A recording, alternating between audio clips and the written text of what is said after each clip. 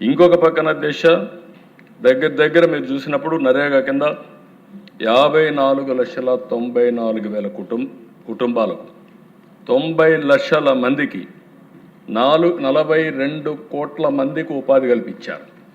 అది కూడా ఒక హిస్టరీ. ఇవన్నీ చేసిన తర్వాత ఇప్పుడు కొత్తగా మీరు చూస్తే ఒక సమస్య, నరేగా పోయి జీరామ్జీ వస్తూ ఉంది. 40% మనం కాంట్రిబ్యూట్ చేయాలి. అయినా పర్వాలేదు, ఏమాత్రం బడ్జెట్ తగ్గకుండా నిధులు కేటాయించే విధంగా ముందుకు పోతున్నాం. రాబోయే రోజుల్లో పల్లెల వాతావరణం బ్రహ్మాండంగా తయారవుతుందనడానికి ఇది ఒక ఉదాహరణ. మాత్రం తప్పకుండా పల్లెల్లో కొత్త వెలుగులు చూడడానికి డిప్యూటీ సీఎం చేసే కార్యక్రమానికి పూర్తిగా సహకరిస్తామని చెప్పి కూడా నేను మీకు తెలియజేస్తున్నాను. ఈరోజు ఇక్కడ దేశ మినిస్టర్స్ అందరూ కూడా బాగా పనిచేస్తున్నారు, పోటీపడి పనిచేస్తున్నారు. ఇంకా చేయాల్సిన కూడా అవసరం ఉంది.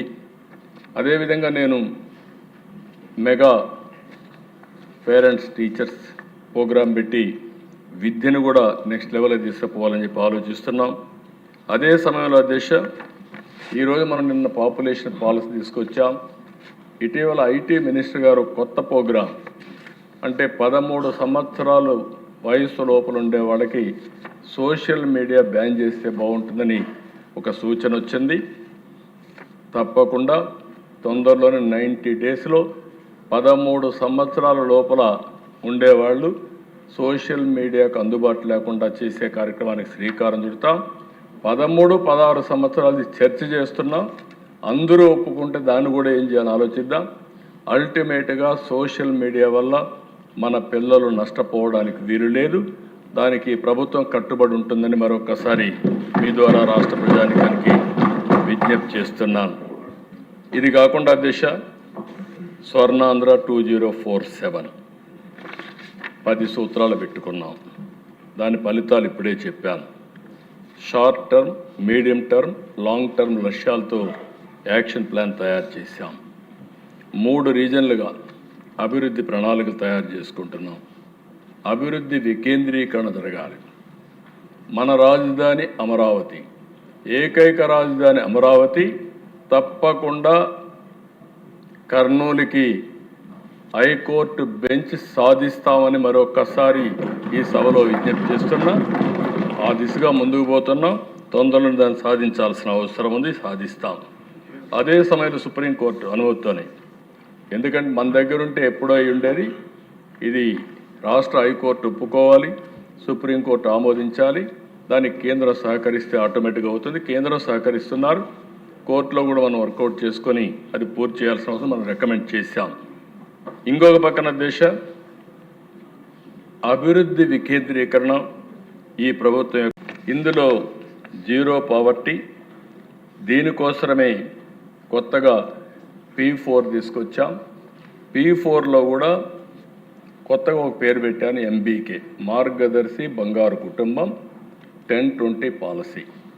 అంటే మార్గదర్శి బంగారు కుటుంబానికి MBK అన్నాం. 10-20 పాలసీ అంటే టాప్ 10%, బాటమ్ 20% చేయూతనివ్వాలి. ఇది నిరంతరం జరగాల్సిన అవసరం ఉంది. ఈ ప్రభుత్వం యొక్క ఆశయం ఆర్థిక అసమానతలు తగ్గించే దిశలో నిరంతరం పనిచేయడానికి సిద్ధంగా ఉన్నామని చెప్పి కూడా నేను మీకు తెలియజేస్తున్నాను. ఏ కొద్ది మందికి వెసులుబాటు ఇవ్వడం కాదు, ఫ్యామిలీ కార్డు కూడా తీసుకొస్తున్నాం. రాబోయే రోజుల్లో ప్రతి ఒక్కదానికి ఒక ఐడెంటిటీ కార్డు లేకుండా మీరు ఒక్కసారి స్వాపింగ్ చేస్తే ఎవరెవరు దేనికి ఎలిజిబుల్, ఏమేమి డ్రా చేశారు, వ్యక్తిగతంగా ప్రతి ఒక్కరికి భద్రత కల్పించడానికి వాళ్ళకు వచ్చే బెనిఫిట్స్ ఇస్తాం. Family as a unit empower చేయడానికి ముందుకు పోతాం. ఆ ఫ్యామిలీకి ఇచ్చే వెల్ఫేర్ కానీ, అదేవిధంగా పావర్టీలో ఉండే వాళ్ళకి అదనంగా ఇచ్చేది కానీ, కేంద్రం రాష్ట్రం ఇచ్చే అన్ని కార్యక్రమాలు ఇంటిగ్రేట్ చేసి ముందుకు తీసుకుపోతామని చెప్పి కూడా నేను మీకు తెలియజేసుకుంటున్నాను. ఇంకో పక్కన దేశ ఈ ప్రభుత్వం వచ్చిన తర్వాత 25 పాలసీలు తీసుకొచ్చాం. ఈ 25 పాలసీల వల్ల లాభం ఏంటని మీరు ఒకసారి ఆలోచిస్తే, ఒక్క విశాఖపట్నంలో 610 MOUలు చేశాం. ఒకే 2 రోజుల్లో 13,25,000 కోట్ల రూపాయలు పెట్టుబడులు, 16 లక్షల మందికి ఉద్యోగాలు వచ్చే విధంగా ఆ రోజు ఒప్పందాలు చేశాం. ఇప్పటికి 15 SIP బిల్లు పెట్టాం. 9,03,562 కోట్లు క్లియర్ చేశాం. ఇంకో పక్కన దిశ ఈ 20 నెలల్లో 22,28,000 కోట్ల రూపాయల పెట్టుబడులు వచ్చాయి. ఇవన్నీ పూర్తయితే 23 లక్షల మందికి ఉద్యోగాలు వచ్చే పరిస్థితి వస్తుంది. ఆ రోజు చెప్పింది 20 లక్షలు చెప్పాం. ఇప్పుడు వచ్చిన పెట్టుబడులతోనే 23 లక్షల మందికి ఉద్యోగాలు వస్తాయని కూడా నేను మీకు తెలియజేస్తున్నా. మొన్నే నేను చెప్పాను, ఇప్పటికే 6,28,347 మందికి ఉద్యోగాలు ఇచ్చాం. ప్రభుత్వ ఉద్యోగాలు 30,607 మందికి ఇచ్చాం. మెగా డిఎస్సి పెట్టాం, కానిస్టేబుల్స్కి ఇచ్చాం. ఇంకొక పక్కన ఇవన్నీ చేయడమే కాకుండా పర్యాటక రంగాన్ని పారిశ్రామిక హోదా ఇచ్చాం. దీంట్లో కూడా ఎక్కువ ఉపాధి కల్పిస్తామని చెప్పి కూడా నేను మీకు తెలియజేస్తున్నా. ఈరోజు ఇంకొక పక్కన దిశ ఇవన్నీ చేస్తూనే క్వాంటమ్ వ్యాలీ కానీ, డేటా సెంటర్ కానీ, గ్రీన్ ఎనర్జీ కానీ, సర్క్యులర్ ఎకానమీ కానీ ఇలాంటివి తీసుకొచ్చినప్పుడు కొత్తగా ఒక విధానానికి ముందుకు పోతున్నాం.